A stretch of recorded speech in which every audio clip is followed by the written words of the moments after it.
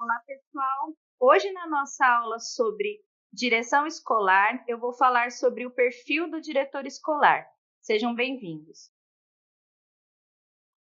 Bom, como todos sabem, o diretor escolar ele é um gestor, ele ocupa, na verdade, o topo, né, da hierarquia da gestão escolar dentro da escola, então ele acaba responsável por uma série de tarefas, de atribuições. E hoje, na educação básica, ele tem um perfil diferente do que ele tinha antes. Vamos ver, historicamente, como que isso evoluiu, né? A educação de base no Brasil, ela se concretiza de fato no século XX, porque antes disso, a educação pública gratuita, as escolas populares, elas basicamente não existiam, elas eram mínimas. E com muito, não havia um sistema educacional organizado, né? Esse sistema educacional ele começa a se organizar principalmente durante o governo do Getúlio Vargas, porque ele cria o Ministério da Educação e o Ministério da Educação fica responsável por criar um sistema educacional com as séries, as etapas de ensino, ele amplia as vagas nas escolas públicas existentes, ele cria mais escolas, né? Embora o governo tenha criado mais escolas públicas, no entanto, o ensino ainda era muito elitista e a evasão escolar era muito alta. A gente precisa lembrar que não havia uma legislação que obrigava a frequência escolar. Então, era comum que as crianças frequentassem a escola nos 4 primeiros anos, né? Que era o ensino básico mesmo, e depois só continuasse os estudos aqueles que tinham dinheiro, porque muitos deixavam os estudos para poder trabalhar e ajudar a família. E qual que era o papel do professor e do gestor? Bom, assim como o papel do professor não passa por grandes mudanças no século XX, o papel do gestor também não vai passar. Isso só vai começar a mudar com a promulgação da LDB de 1996, que inclusive já seguia orientações da Constituição Federal de 1988. Por quê? Porque até então nós vivíamos um regime político no Brasil que era diferente, né? Era um regime muito controlador ideologicamente e comportamentalmente, então o diretor ele tinha uma função burocrática, prescritiva, né, criando regras e mais regras, e fiscalizatória, e ele ficava trancado dentro da sala dele, não era uma gestão democrática e participativa, assim como o país não era democrático, né? Esse perfil se fortaleceu principalmente na década de 1950, a partir dessa década de 1950. Por quê? Porque as escolas foram crescendo, elas foram aumentando e foram se formando mais gestores, né? E os métodos eram tradicionais, eram conservadores, eram ultrapassados, ou seja, baseados em memorização, naquele ensino passivo, o aluno não tinha nenhuma autonomia sobre seu processo de aprendizagem, o professor também ele era extremamente conteudista, chegava, passava tudo na lousa, o aluno copiava e pronto. Não havia uma atenção para as dificuldades de aprendizagem ou para as diferenças, né, de aprendizagem. A partir da década de 1960, a educação brasileira começa a passar por mudanças, com novas leis, novas teorias e uma ampliação de escolas e vagas. A gente precisa lembrar que a LDB de 1996 ela não é a primeira, nós tivemos outras leis, diretrizes e bases, ela só é a mais recente, né? A última que nós tivemos. Com o crescimento do sistema educacional, então, o gestor escolar passa a exercer uma função de controle de uma função de controle para uma atuação flexível, democrática, diversificada e humanizada. Para isso, passa-se a exigir do mesmo a formação superior, a de pedagogo. Então, hoje, como eu já expliquei numa outra aula, os gestores escolares, o gestor acadêmico, ele precisa ter a formação em pedagogia ou, no mínimo, uma licenciatura, né? E os novos cursos de pedagogia, eles passam, então, a formar, além dos docentes, os especialistas em gestão, que irão trabalhar em todo o funcionamento da escola. Esses cursos, né, de pedagogia, eles vão trazer no currículo noções de sociologia da educação, psicologia da educação, filosofia da educação, história da educação, didática, sendo tudo direcionado para a nova BNCC. Então, atualmente, como a gente viu, os pedagogos se formam já inspirados nas orientações da BNCC, que é a Base Nacional Comum Curricular. Os cargos de gestão, como diretores e coordenadores, têm um caráter de planejadores, enquanto que os professores de executores. E a parceria precisa ser muito afinada entre gestão e entre professores. Com o parecer número 05 de 2005 do Conselho Nacional de Educação e também a resolução número 1 de 2006, com que ficam instituídas as diretrizes nacionais para os cursos de graduação em pedagogia, inclusive quem tiver interesse em saber mais sobre o curso de pedagogia no quesito legal, é só procurar essas diretrizes, né? Pelo número 1 de 2006 ou então pelo parecer número 5 de 2005, você acha facilmente na internet essas diretrizes. E essas diretrizes, elas vão extinguir as habilitações profissionais. Como eu falei para vocês já numa outra aula, nós não temos hoje pedagogia com habilitação em supervisão, pedagogia com habilitação em orientação. Não, está tudo embutido dentro do curso de pedagogia. Então, o aluno ele sai formado para ser um docente e também para ser um gestor. Qual que é o perfil do gestor, então, na atualidade? Atualmente, a gestão escolar precisa atuar não só na parte administrativa da escola, mas também no aspecto extraclasse, procurando fazer com que o planejamento feito pela escola no início do ano letivo se cumpra. Então, há muitos gestores, principalmente os diretores, acabam, às vezes, afundados em burocracia, justamente porque ele tem que lidar com a parte administrativa de uma escola, isso não é fácil, né? E acabam se isolando um pouco dentro da sua sala, isso não é legal. Hoje se cobra dos diretores escolares que eles circulem pela escola para ver se as ações que foram planejadas no início do ano estão sendo cumpridas, tá? Então, mesmo exercendo pressão, ele precisa, né, cuidar que a escola avance melhor, porque o gestor, o diretor, ele é responsável pela escola, pelas avaliações que essa escola vai sofrer pelas secretarias de educação, pelo governo federal. O diretor responde pela escola, então ele exerce pressão, principalmente sobre coordenação e professores. Só que mesmo essa pressão precisa ser democrática, ele precisa ouvir, ele não pode só cobrar, né? E sempre procurar soluções justas para os problemas que se apresentem ao longo do ano.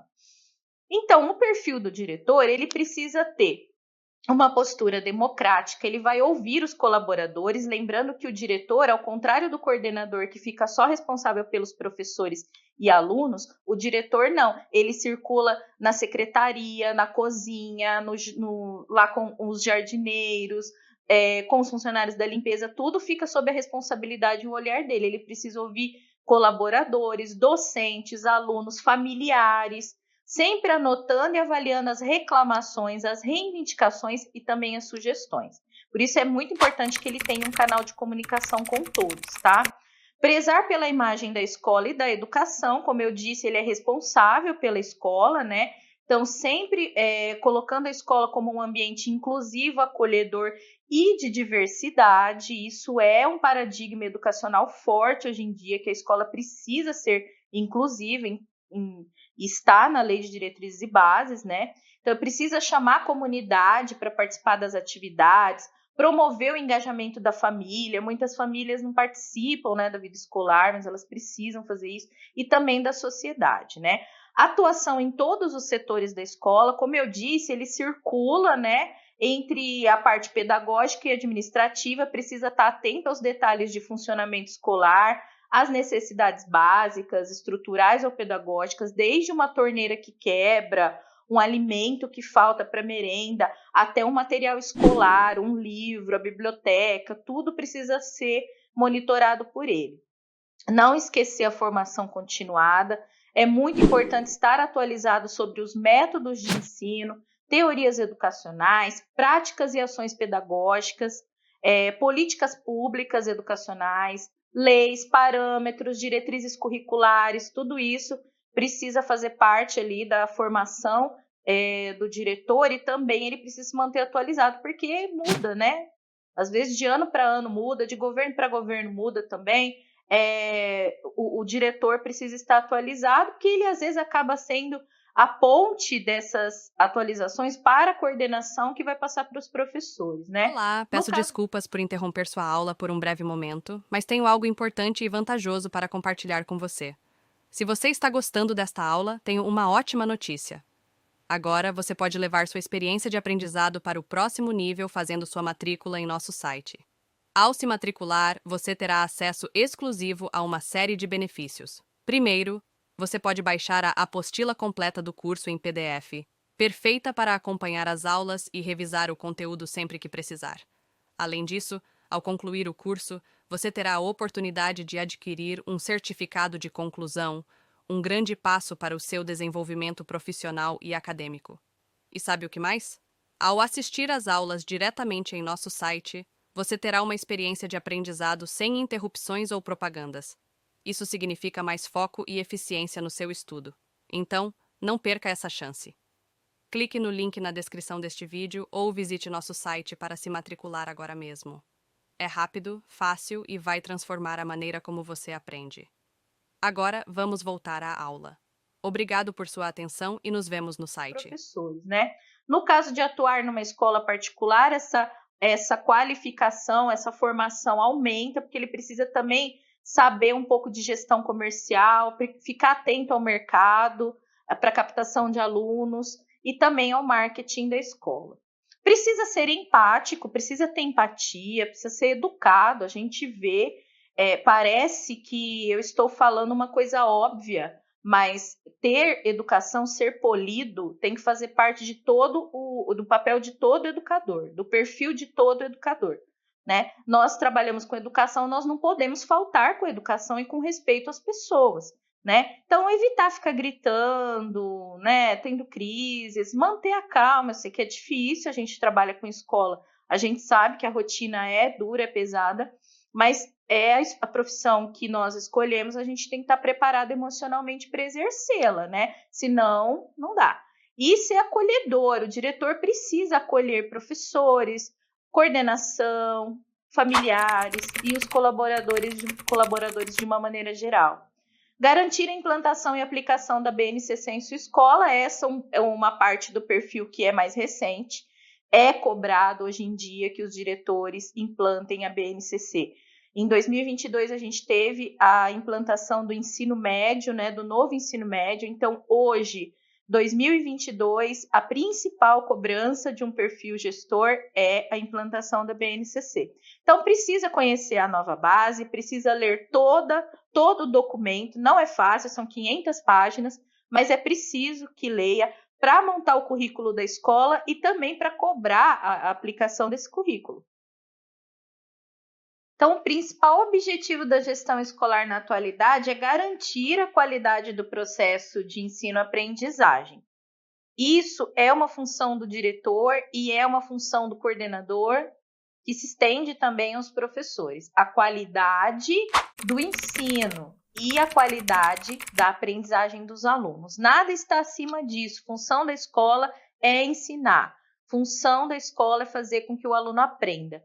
Então, tudo isso que a gente fala sobre educação, administração escolar, gestão escolar, só tem um único fim, que é o aluno aprender. Para que o aluno aprenda, é de suma importância adequar o PPP, que é o Projeto Político Pedagógico da Escola, que eu vou falar dele mais à frente, né?